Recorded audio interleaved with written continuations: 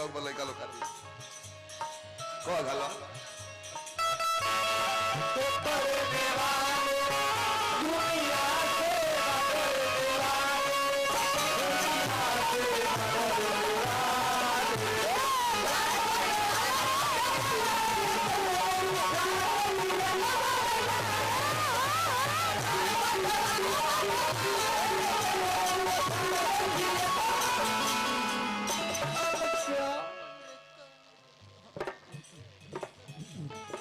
अच्छा मुन्ना भैया सुरेंद्र भैया सब है आई हार्दिक प्रणाम करते हैं। पद प्रतिष्ठा बना रहे आए बोले जरूर है बोले देखी बाकी वो देखनी है बेवकूफ आदमी प्रोग्राम बनेलन। हाँ जी तो धड़ दे बोली कितना पैसा चाहिए तो हेता ना इतना इतने लो तो वो लोग कम ना होला जितना धनिका लोग देखो तनी ये लोग फोन करता तो कहता का कि बहुत गरीब पार्टी बिया हेतने में गादी हेतने में गादी श्रद्धा बा हमरा के कहत रहलो कि परिवार तनी कमजोरा बाटे हम आके देख लेनी कितना कमजोर परिवार बाई एमे के एको नौकरिया नहीं खन हमर लोग गल सोझावे की बताओ तोला फोनवा पे रहुआ महाराज हे उम्र में रहुआ इतना होशियार बुद्धि दिल बनी जितना पुरानिया लो लोय में ना बताए उतना रहुआ हे उम्र में बताओ तने के जी बहुत अधिक होता दबा जाए जा हो जाई ऐजा देखत नहीं कि 1 लाख में रहता तो दबाए वाला परिवार ने कह जा चली बहुत बहुत ही है बुद्धि विवेक से काम बन जाला जी बोले के लूट चाहे कुछ में भगवान वो सबको बनौले रही संगे संगे तो दादी जी की आत्मा के शांति मिले है शुभकामना करो जय हो वो बलमुआ से गद्दारी मत करो एक हरि यादों में पुनियाद तुलसी संगत साध के हरे कोटि अपराध एको भी राम नाम सवेरे कहो सूते से पहले कहो ये सब कर फर्ज बनता हम व्यासे मानी पर डैमेज बा अतः हर लोग इतना सुंदर भगवान बनौले बड़े बढ़िया बढ़िया घर में जन्म भइल बा हाथ गोड़ सुंदर बा मुंह सुंदर बा नाक आंख सुंदर बा तो एक बार धन्यवाद ना कोई जरूर बनावे अल्लाह के हमने के बनावे में कौन सीमित बालू लगल बा प्रभु जी ने बना के भइले बड़े जरूर चाहिए हर एक इंसान के सूते के बेरा कम से कम 2-4 मिनट राम नाम कहले हो कौनो देवी देवता के जागे के बेरा हाथ अपन देख के प्रभु जी के नाम धोई हाँ हई बड़े के उठते ही का जान जाए कि पाउचे चाहिए भोरे भोरे अभी धरती पर लात ना पड़ता सिधाने से पाउचे ना तो महुआ अंग्रेजी लेता तो एगो लाइन कर ला बर्तन ध्यान दे तो पगली सूते के बड़ा भोसली भी लेके सूते अब करा सूते के बड़ा भैसलिन जरूर याद रखे ले परुआ ते ओठ चराई ना कई लुपी हवा से तू गदारी आज में साजा भी भारी हो सासे में सजन बलहारी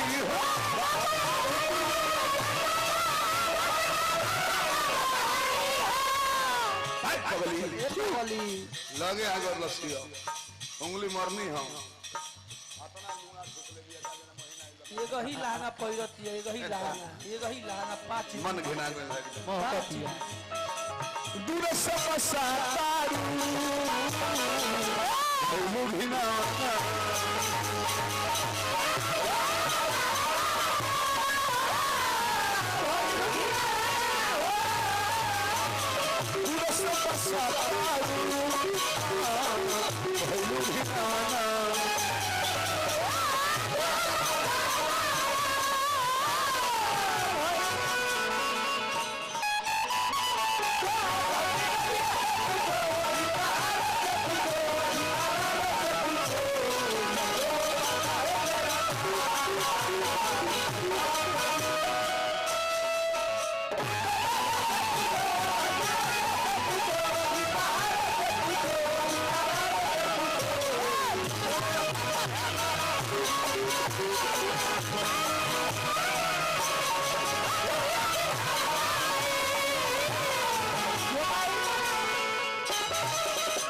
तो हम घबरा जाते नहीं 500 रुपया हमारा के देनी नाती बनी माता जी के सुंदर भैया हमारा 500 रुपया हमारा के देनी डांसरों के देनी हार्दिक प्रणाम करते हैं जा गीत में रहस्य चाहिए तब नु ये नु हार्दिक और बा तब समाज के मिली पाड़े बाबा यानी हां हां कुछ बोलते नहीं खाली फुहर बोलता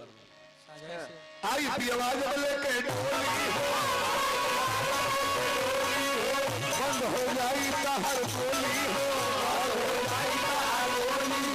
जानता सब हरा बारे में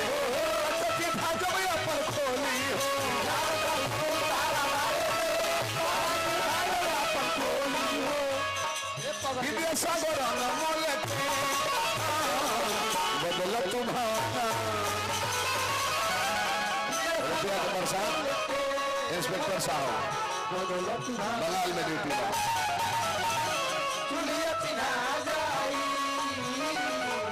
हजारों हजार रुपये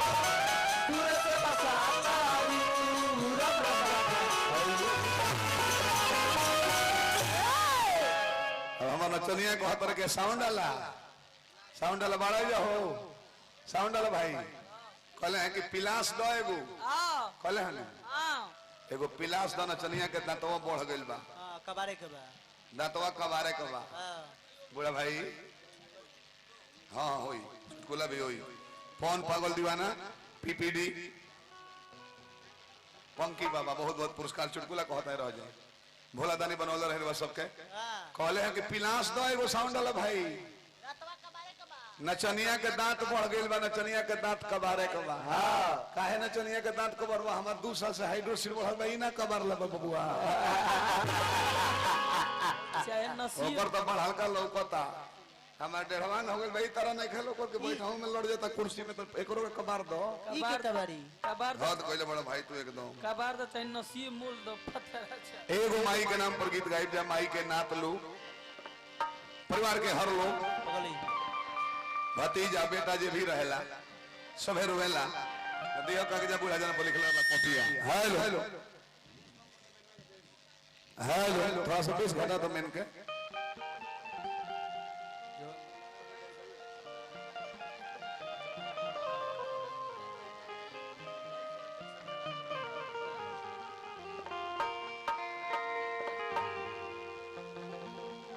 के हो के भैया ध्यान देवे पर नौकरी चाकरी वो सब करता नहीं जी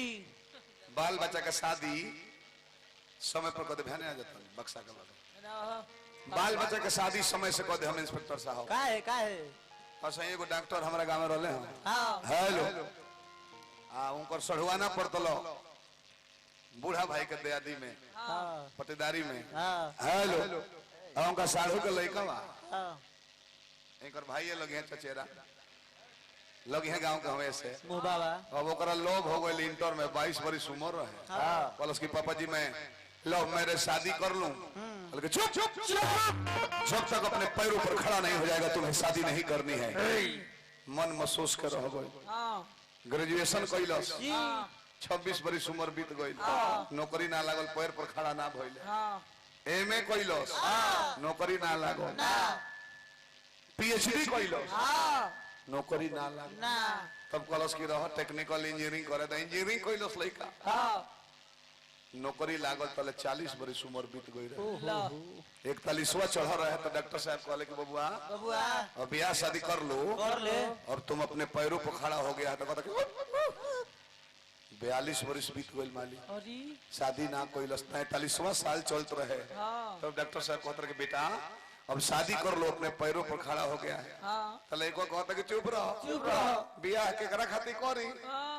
हमने अपना पैर पर खड़ा हो गई बनी भाई मलिकार खड़ा हो कस तब बियाह करी है खत्म हो गई बियाह हम तारा खातिर ना करे ए पागल जन्नी एगो ही लहंगा पहिरती है रोज रोज एगो ही लहंगा ए बाप रे बाप निर्गुण के भाव हो बाकी माई के नाम पर सो गई था डरिया दला हो मुंह महकता है कर लहंगा महका के तर रखले बड़ा के भगावा ना पागल स्वर्गीय जे दी देवी जी जे हमरा राम